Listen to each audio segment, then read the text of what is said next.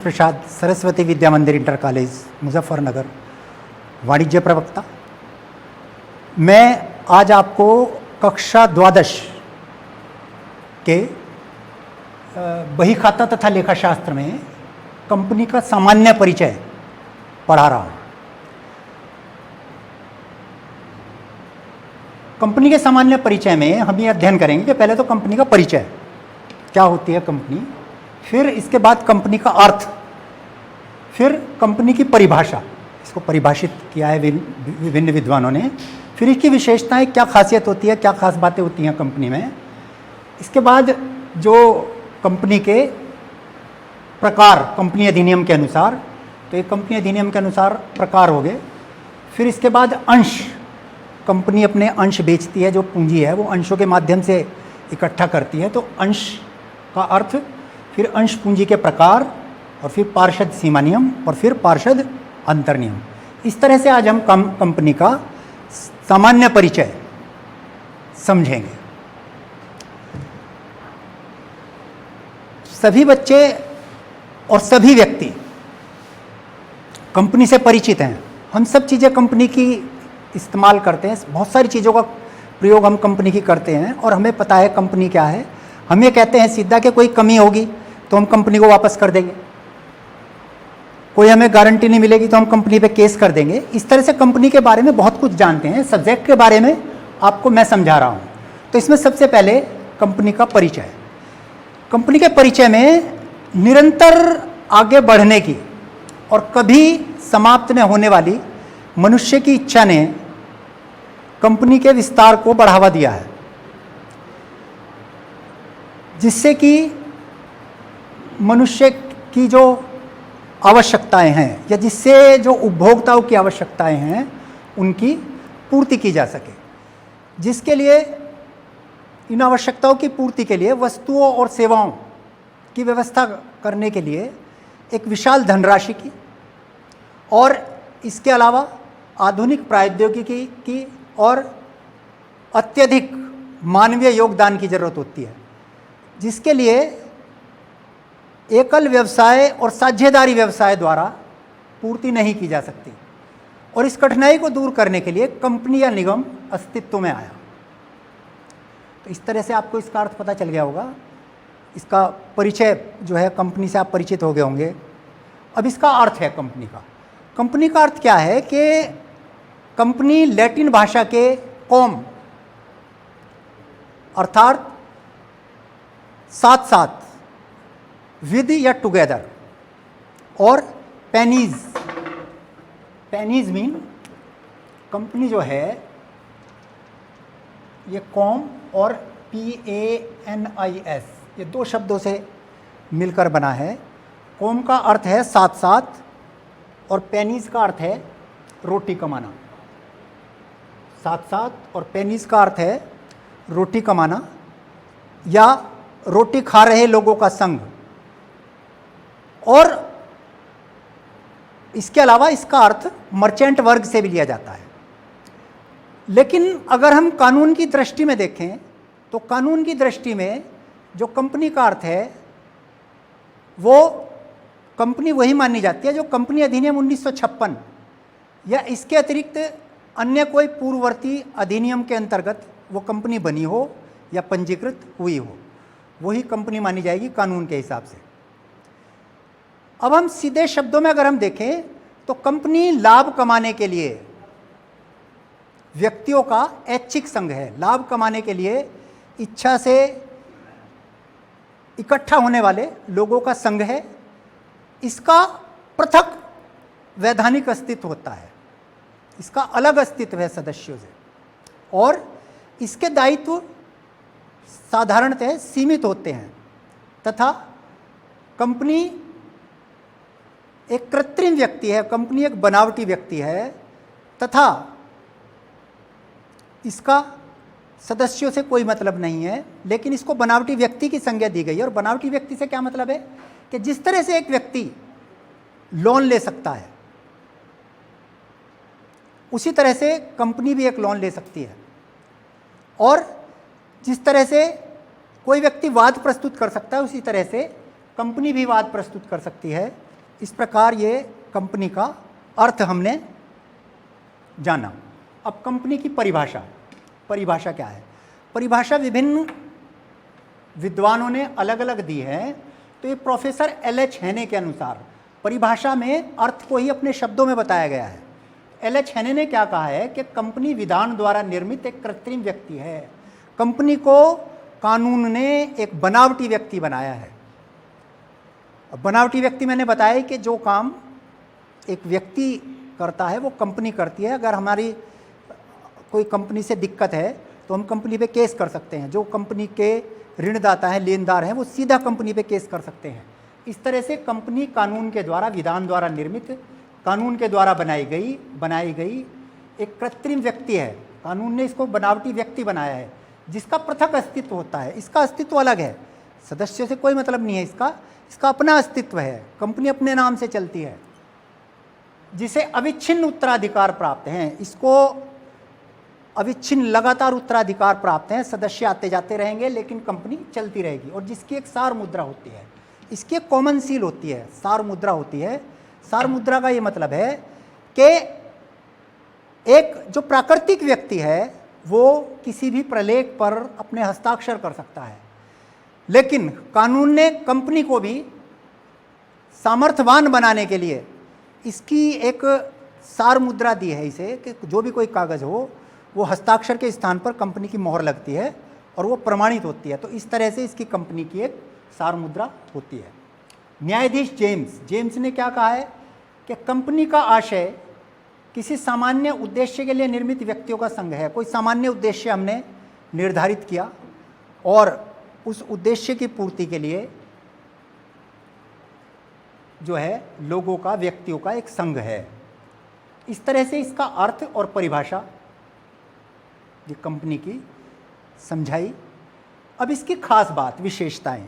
विशेषता ये है, विशेष बात ये है कि ये अर्थ और परिभाषा से ही निकलेगी। जो कुछ अर्थ में बातें आई हैं उनको पॉइंट्स के रूप में हमने ले लिया। वही जो अर्थ में चीज़ें आई हैं वही चीज़ें हैं। एक तो है पृथक वैधानिक अस्तित्व।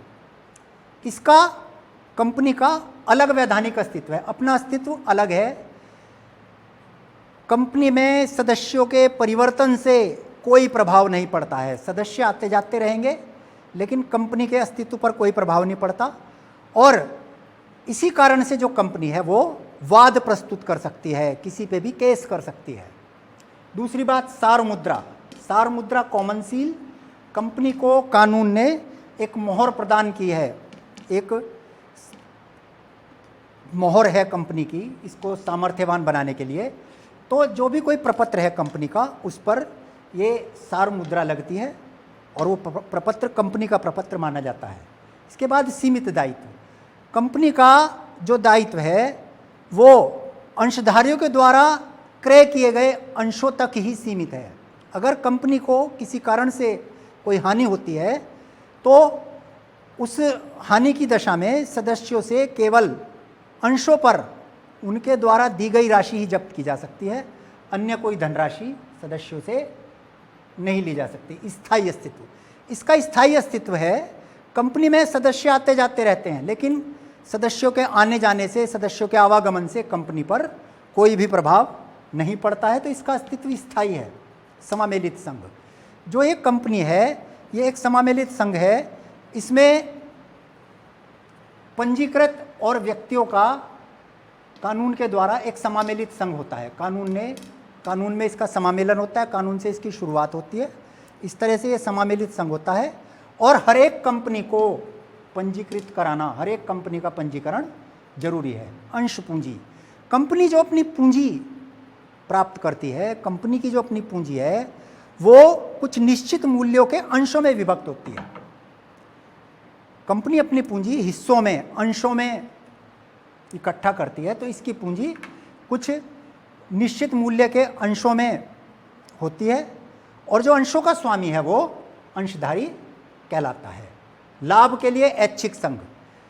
कंपनी जो है इसकी विशेषता यह है, खास विशेषता यह है इसकी कि ये व्यक्तियों का एक संघ है, व्यक्तियों का साथ है जो लाभ कमाने के लिए इकट्ठा होते हैं कंपनी में। इस तरह से ये लाभ के लिए ऐच्छिक संघ है। खातों का अनुरक्षण। कंपनी विधान के अनुसार एक तो निर्धारित पुस्तकों में लेखा करती है, कानून है जो कंपनी एक्ट है उसके अनुसार निर्धारित पुस्तकों में लेखा करती है, और ऐसा करना उसके लिए अनिवार्य है। और अगर कंपनी ऐसा नहीं करती तो ये उसके लिए दंडनीय है। तो इस तरह से ये कंपनी की विशेषताएं आई। अब ये इन खास बातों के अलावा, इन खास बातों को बताने के बाद कंपनी अधिनियम के अंतर्गत कंपनियां, कौन कौन सी कंपनियां कंपनी अधिनियम के अंतर्गत होती हैं। पहली है असीमित दायित्व वाली कंपनी। ये कंपनी वो है कि इसके सदस्यों का दायित्व असीमित होता है, यानी कि अगर कंपनी की संपत्ति कंपनी के ऋण चुकाने में असमर्थ हैं तो उस दशा में कंपनी से जो लेनदार हैं वो कंपनी के निजी सदस्यों से भी, कंपनी की कंपनी के सदस्यों की निजी संपत्ति से भी उस धनराशि को वसूल कर सकते हैं। इस कंपनी में जोखिम बहुत है, इसलिए आजकल ऐसी कंपनियों का प्रचलन नहीं है। दूसरी, गारंटी द्वारा सीमित दायित्व वाली कंपनी। गारंटी द्वारा सीमित दायित्व वाली कंपनी यह है कि ऐसी कंपनी में कंपनी के समापन की दशा में कंपनी के अंशधारियों द्वारा दी गई या कंपनी के सदस्यों द्वारा दी गई गारंटी की राशि तक ही सदस्यों का दायित्व होता है, और ये जो दायित्व है, ये सदस्यों का जो दायित्व है, ये केवल कंपनी के समापन की दशा में ही उत्पन्न होता है। तो इस तरह से यह है गारंटी द्वारा सीमित दायित्व वाली कंपनी। अब तीसरा नंबर आता है अंशों द्वारा सीमित दायित्व वाली कंपनी। अंशों द्वारा सीमित दायित्व वाली कंपनी यह है कि अगर कोई अंशधारी अपने द्वारा खरीदे गए अंशों की समस्त राशि दे देता है तो फिर तो उसका कोई दायित्व नहीं बच जाता। लेकिन इसके अलावा इन कंपनियों में प्रत्येक अंशधारी द्वारा प्रत्येक अंशधारी द्वारा खरीदे गए अंशों पर न दी गई राशि के लिए या प्रत्येक अंशधारी द्वारा खरीदे गए अंशों पर न चुकाई गई राशि के लिए अंशधारियों का दायित्व होता है। जैसे किसी अंशधारी ने 10 रुपये वाले अंश खरीदे और 10 रुपये वाले अंशों में से उसने 4 रुपये चुका दिए तो 6 रुपये देने बाकी रहे। अब वो जो 6 रुपये देने बाकी रहे, ये 6 रुपये जो है, इस 6 रुपये का जो दायित्व है, ये जो 6 रुपये की रकम है, यही उस अंशधारी का दायित्व है। जो उसकी रकम अदत है ये उसका दायित्व रहेगा सिर्फ। ये है अंशों द्वारा सीमित दायित्व वाली कंपनी है। इन कंपनियों का प्रचलन आजकल बहुत है। इन कंपनियों में सबसे पहले है निजी कंपनी। निजी कंपनी को इंग्लिश में प्राइवेट कंपनी कहते हैं। ये कंपनी अधिनियम 2013 की धारा 2 उपधारा 68, कंपनी अधिनियम की धारा 2 उपधारा 68 के अनुसार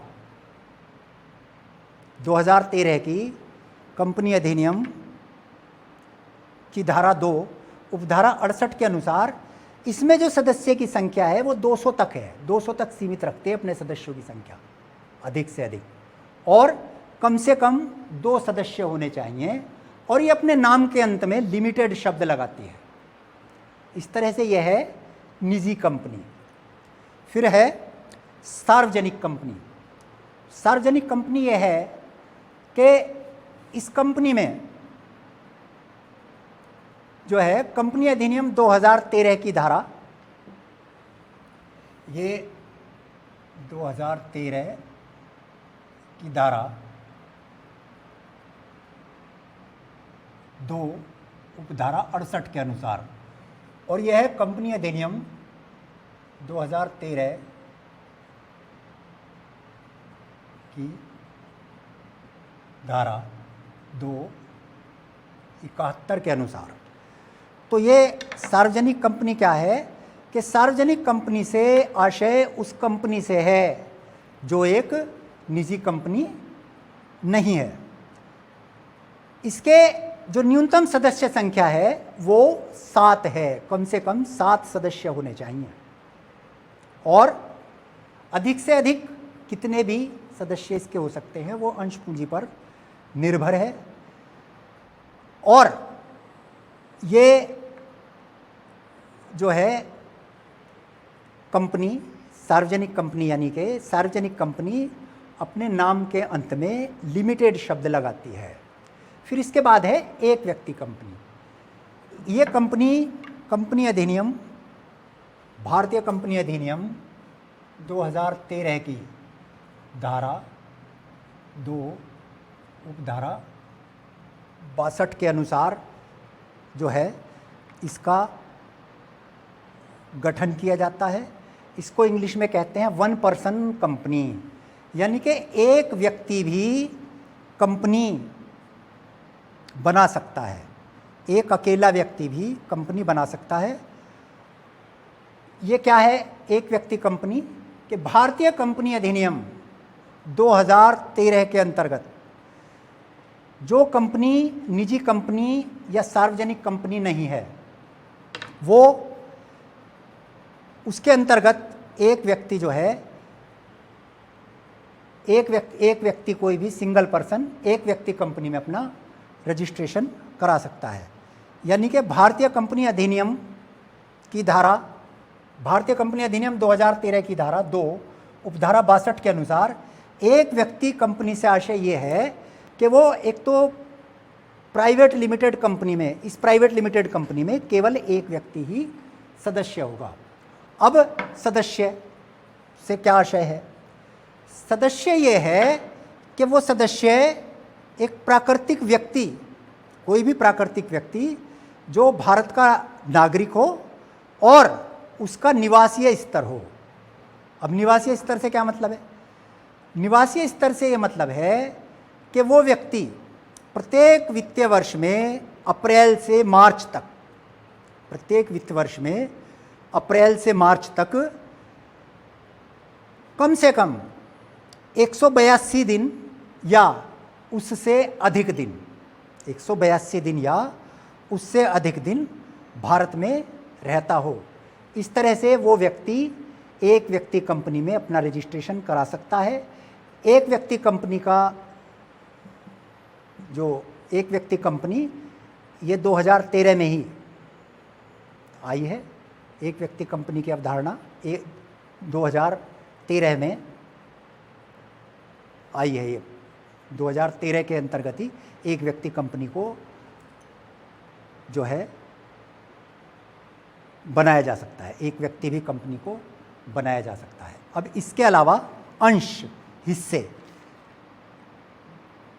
अंश क्या हैं? अंश ये है कि प्रत्येक कंपनी को अपनी पूंजी को निश्चित हिस्सों में विभाजित करना पड़ता है। हर कंपनी को अपनी पूंजी एकत्र करने के लिए अपनी पूंजी को निर्धारित हिस्सों में विभाजित करना पड़ता है। जैसे मान लीजिए कि किसी कंपनी की 5 लाख रुपए पूंजी है, ये इसने रजिस्टर्ड कराई है 5 लाख रुपए पूंजी, और 10 रुपये का एक अंश वो कंपनी बेचना चाहती है। अभी जो 10 रुपये का अंश है इसको भी कंपनी किस्त में लेती है। कैसे?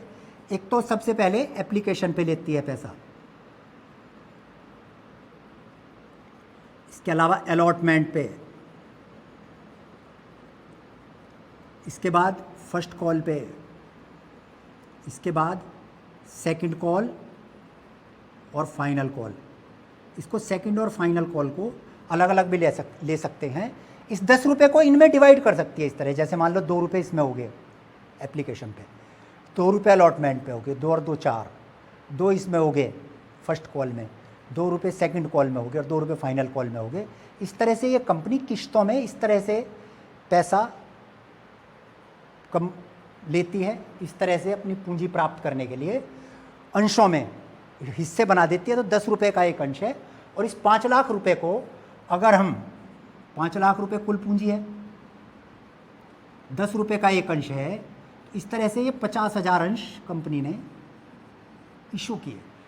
तो ये कंपनी के द्वारा जो प्रत्येक 10 रुपये का अंश है ये कंपनी का हिस्सा कहलाएगा, और कुल अंशों की संख्या 50,000 होगी।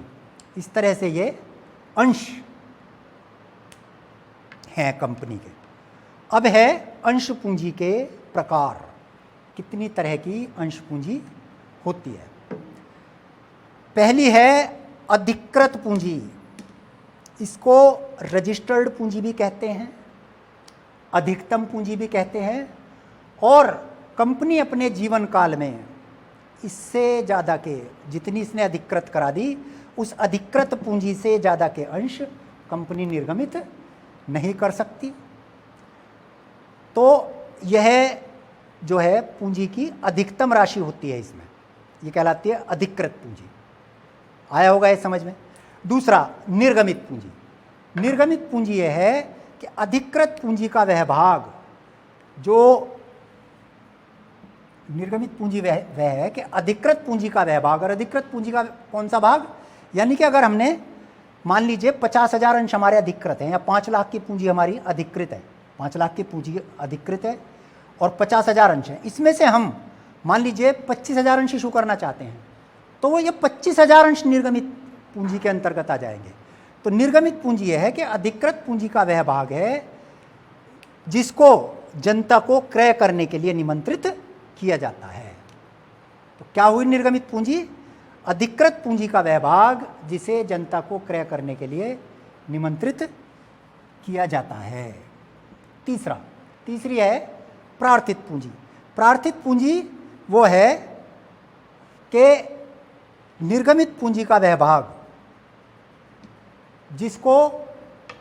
जिसके लिए जनता से आवेदन पत्र क्रय करने के लिए, जनता से आवेदन पत्र क्रय करने के लिए हमें आवेदन पत्र प्राप्त हुए हैं, जनता से आवेदन पत्र क्रय करने के लिए जो हमें आवेदन पत्र प्राप्त हुए हैं वे हमारी प्रार्थित पूंजी है। याचित पूंजी। याचित पूंजी क्या है? याचित पूंजी मैंने याचना बताई थी, ये याचनाएं कहलाती है।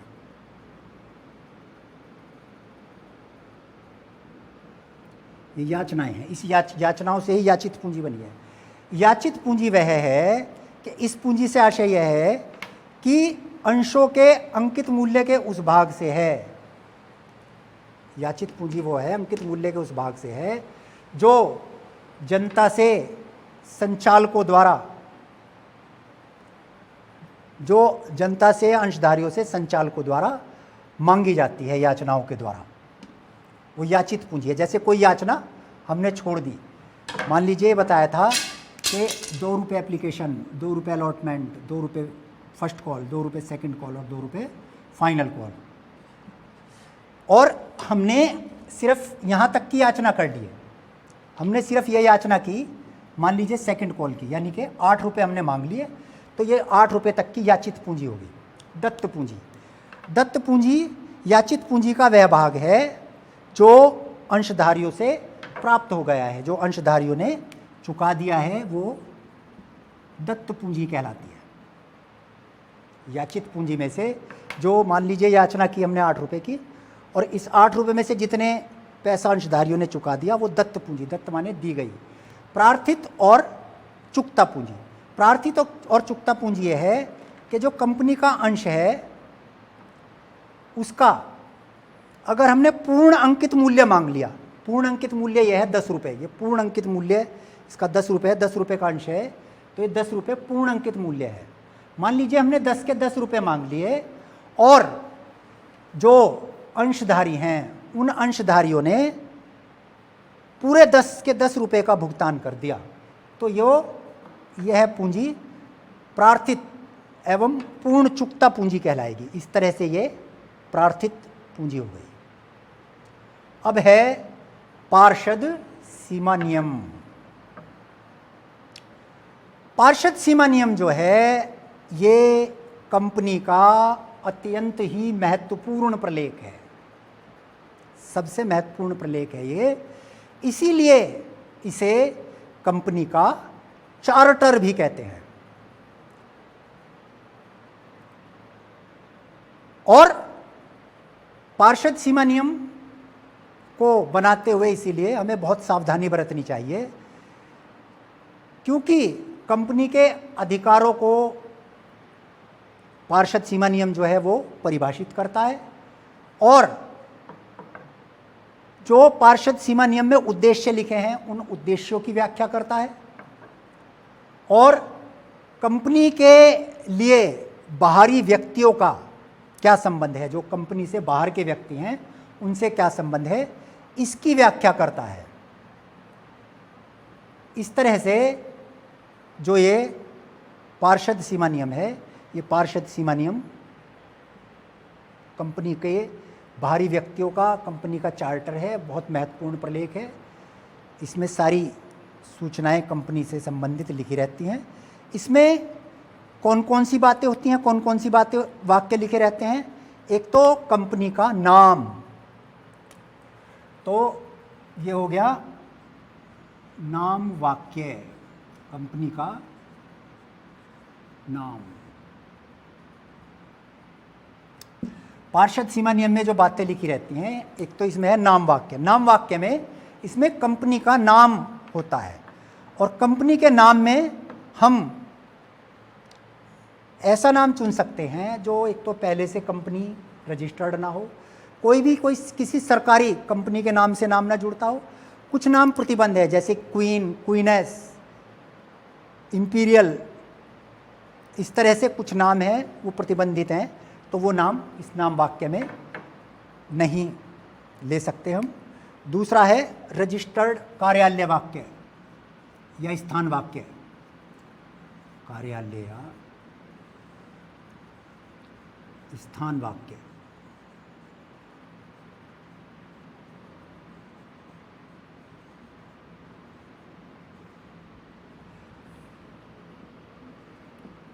स्थान वाक्य में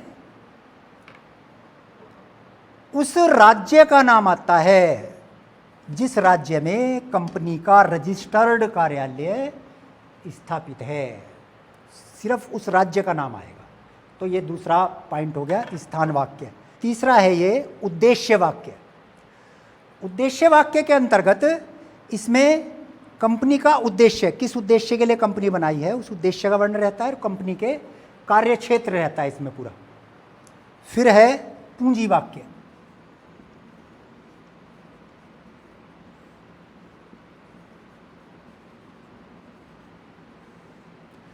पूंजी वाक्य के अंतर्गत कंपनी की कुल पूंजी, जो ये पूंजी बताई है, कंपनी की कुल पूंजी, और कंपनी की कुल पूंजी के प्रकार, अधिकृत पूंजी कितनी है, निर्गमित पूंजी कितनी है, ये जो है पूंजी वाक्य के अंतर्गत कंपनी की कुल पूंजी और उस कंपनी के पूंजी के प्रकार का वर्णन रहता है।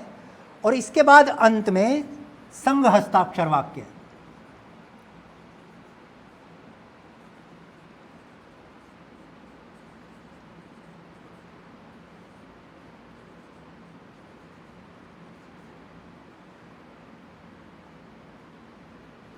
संघ हस्ताक्षर वाक्य के अंतर्गत